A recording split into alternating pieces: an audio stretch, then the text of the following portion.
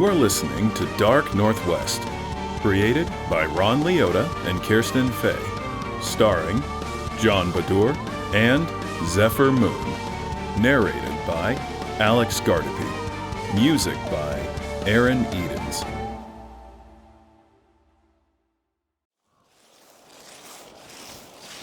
A blizzard howled around a lone backcountry skier who had just summited a mountain near Stevens Pass. Shit, what is this weather? Look at our forecasters if they can't predict a goddamn storm. Finally, we catch a break from the rain, and now this? I can't even see the path I took to get up here. I never should have taken the eastern approach from Wellington. Gene skidded carefully, sloughing off chunks of so-called Cascade cement, oblivious to the fact that something far worse than poor reporting was afoot. The whiteout conditions concealed an ice patch that caused him to lose control.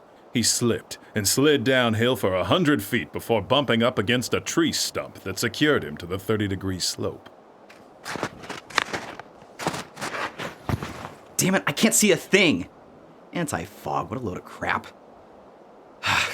I really hope this isn't a no-fall zone. The skier sat, ignorant to the fact that the gravest danger awaited him yet, and rifled through his pockets, searching for his compass. Once acquired, he squinted at it. North is... no... Wait a second. Seriously? You decide to crap out on me now? Okay, Gene. Come on. You've got this. Deep breaths. The man stood up and reattempted his tenuous descent with a vigorous hop. As he set the edges of his skis into the snow, he planted his pole downhill and began to ski around it, forming a half-turn. However, as he tried to free it from the snow behind him, the pole tugged back on Gene's arm with equal force. Gene, thrown off balance, fell again, this time slamming his hip against exposed rock. Ah! Ow! Gene glanced uphill through the heavy snowfall, yearning after his lost ski pole. He watched it straighten itself, fully upright, then slowly sink beneath the snow, inch by inch, until nothing was left. What the? Gene, now down one crucial tool, sat in a stupor, still partially unaware of the trouble he was in. He remained frozen until an otherworldly hand reached out from the snow and violently gripped his ankle, threatening to pull him under the fresh powder. Ah, what the fuck? Let go! He kicked to free himself from the specter's grasp, triggering a brake line which emanated from the struggle, as a hard slab of snow 2 feet deep broke loose from the mountainside. No, no, no, no, no, no, no!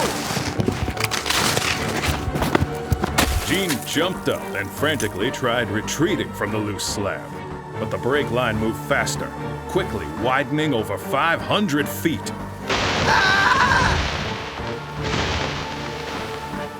The avalanche sent Gene tumbling downhill in a cloud of powder and debris, tossing him like a rag doll. His shoulder smacked against an ice block, dislocating it. His ski twisted under the force of the snow, tearing his ACL. Finally, the snow slide arrived at the bottom of Windy Mountain, where it settled with Gene buried underneath. Help me! Help me! But his cries were in vain. Gene's head was throbbing, and he had no idea which way was up or down. He clawed with his good arm in all directions at the snow that had freshly entombed him. In nothing short of a miracle, he broke through the surface just in front of his elbow, flooding the cavity where he lay with light.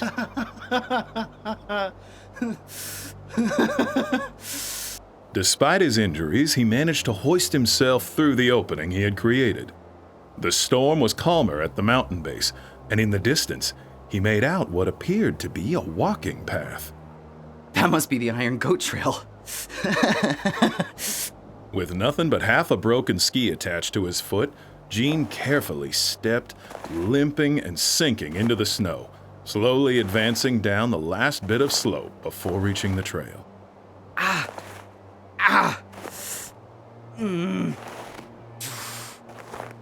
All right, Windy Mountain is behind me, so Wellington must be to the left.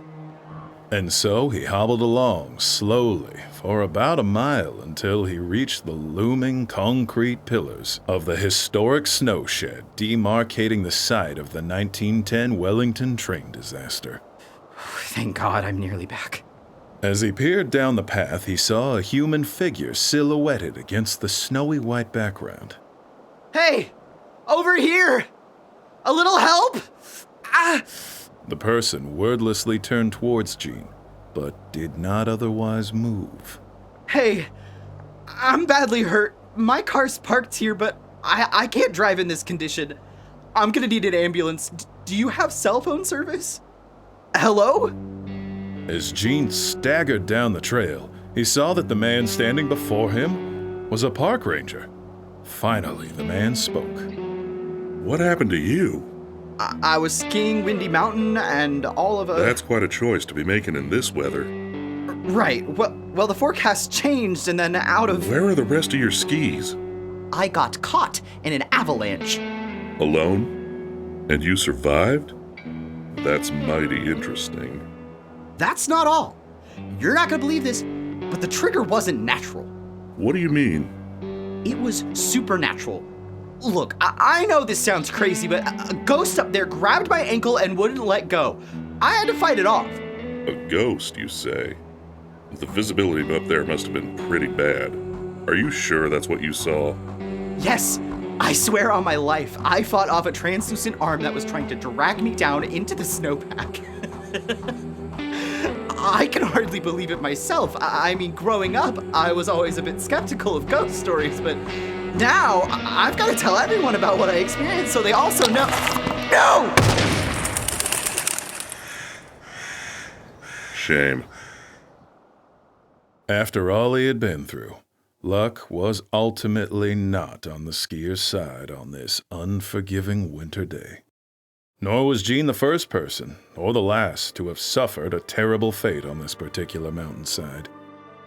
If you stick around a while, you might learn a thing or two about the Iron Goat Trail. Hear the story of a group of young friends who discovered the root of the darkness entwined throughout this old site.